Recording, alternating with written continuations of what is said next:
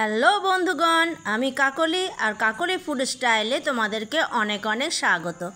আজ আমি 1 কাপ সুজি আর 4টে আলু দিয়ে খুবই একটা লোভনীয় ইভিনিং স্ন্যাক্স নিয়ে হাজির হয়ে গেছি, যেটা ছোট থেকে বড় সবাই খুব পছন্দ করবে।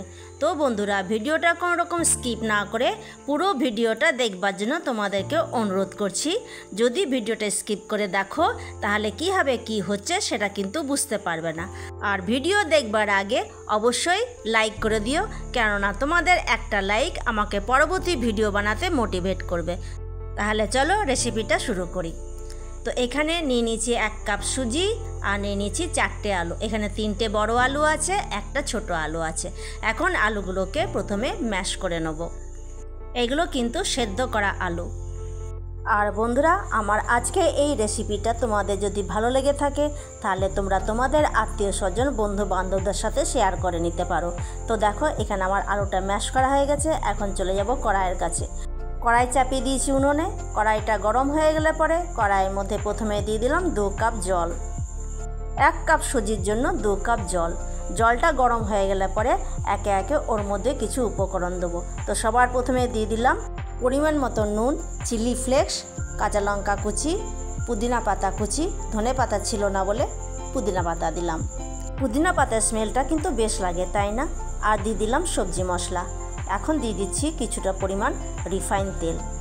সব কিছু জলের সাথে ভালো করে মিশিয়ে নেব। আর আমার কাছে দূরে বন্ধুরা যে যেখান থেকে আমার এই ভিডিওটা দেখছো তাদের সবাইকে আমার অসংখ্য ধন্যবাদ। জলটা ফুটে উঠলে 1 কাপ সুজি জলের মধ্যে দিয়ে দিলাম। এবারে সুজিটাকে জলের মধ্যে দিয়ে দেওয়ার পর অনবরত ঘেটে যেতে হবে, যাতে সুজিটা ডেলা পাকিয়ে না যায়। সুজিটাকে অনবরত নাড়তে নাড়তে দেখা যাবে সুজিটা এক সময় টাইট হয়ে গেছে। সুজিটা যখন একটু টাইট হয়ে যাবে তখন ওই ম্যাশ করা আলুটা সুজির মধ্যে দিয়ে দেবো। সুজি আর আলুটাকে ভালো করে মিশিয়ে নিতে হবে। সুজি আর আলুটাকে ভালো করে মিশিয়ে নিয়ে পরে একটা ডোয়ের মতো তৈরি করে নেব। আর আমার নতুন বন্ধুরা যারা এখনও পর্যন্ত আমার চ্যানেলটাকে সাবস্ক্রাইব করোনি অথচ আমার ভিডিও দেখে যাচ্ছ, তাদেরকে বলবো যে তাড়াতাড়ি করে তোমরা আমার চ্যানেলটাকে সাবস্ক্রাইব করে দাও আর পাশে থাকা বেল আইকনটা প্রেস করে রাখবে। এতে করে আমি যখন আবার নতুন কোনো রেসিপি ভিডিও আপলোড দেবো সবার প্রথমে নোটিফিকেশান তোমাদের কাছে চলে যাবে। তো দেখো, এখানে আমার ডোটা তৈরি হয়ে গেছে। এখন ওটাকে অন্য একটা পাত্রে নিয়ে পরে ঠান্ডা করে নেব। ঠান্ডা হয়ে গেলে পরে রুটি আটার মাখার মতন ওটাকে ঠেসে ঠেসে ভালো করে মেখে মসৃণ করে নেব। তো দেখো, এখানে আমার ডোটা তৈরি হয়ে গেছে। এখন আমরা রুটি করার জন্য যেরকম লেচি তৈরি করি সেরকমই নিয়ে পরে গোল গোল করে নিয়ে পরে চ্যাপটা করে দেবো। আর বন্ধুরা, ঘরে যদি কখনো গেস্ট আসে তাদেরকে যদি এইভাবে স্ন্যাক্স তৈরি করে দাও তারা কিন্তু খুব খুশি হবে এই ধরনের স্ন্যাক্স খেয়ে। তো দেখো, এইভাবে একটা আমি শেপ তৈরি করে নিলাম।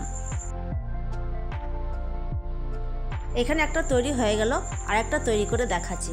ওখান থেকে অল্প একটুখানি নিয়ে নিলাম হাতের তালুতে, তারপর ভালো করে গোল করে নিলাম। গোল করে নেওয়ার পরে একটু চ্যাপটা করে নিলাম। আর এইভাবে সমস্তগুলো তৈরি করে নেব। তো বন্ধুরা দেখো, এখানে একটা একটা করে সবগুলো আমি বানিয়ে ফেললাম। আবার আমার মেয়ে এসে পরে ওটার উপর একটু ডিজাইন করে দিল, স্মাইল ফেস এঁকে দিল। তো আমি দেখলাম বেশ সুন্দর লাগছে দেখতে। সবগুলো বানানো হয়ে গেলে পরে এবার এগুলোকে তেলে ভাজবো। তো দেখো বন্ধুরা, কত সুন্দর লাগছে না দেখতে? তাহলে চলো এবার এগুলোকে তেলে ভাজি। তার জন্য কড়াই তেল দিয়ে দিয়েছি। তেলটাকে ভালো করে গরম করে নিয়ে পরে একটা একটা করে তেলের মধ্যে ছেড়ে দিলাম স্ন্যাক্সগুলোকে। তো বেশি দিলাম না, 4টে দিলাম। প্রথমে তেলটাকে ভালো করে গরম করে নিতে হবে, তারপরে গ্যাসের ফ্লেমটাকে লো টু মিডিয়ামে নিয়ে এসে পরে স্ন্যাক্সগুলোকে ভেজে নিতে হবে। নিচের দিকটা যখন ভালোভাবে ভাজা হয়ে যাবে তখন খুব সাবধানে উল্টে উপর দিকটাও ভেজে নিতে হবে। আর এইভাবে উল্টে পাল্টে খুব ভালো করে স্ন্যাক্সগুলোকে ভেজে নেব। তো দেখো বন্ধুরা, স্ন্যাক্সগুলো আমার ভাজা হয়ে গেছে। এখন এগুলোকে তুলে নেব। এক ব্যাচ ভাজা হয়ে গেলে পরে আবার আরেক ব্যাচ তেলের মধ্যে দিয়ে দিলাম। আর এইভাবে সমস্ত স্ন্যাক্সগুলোকে আমি ভেজে নেব।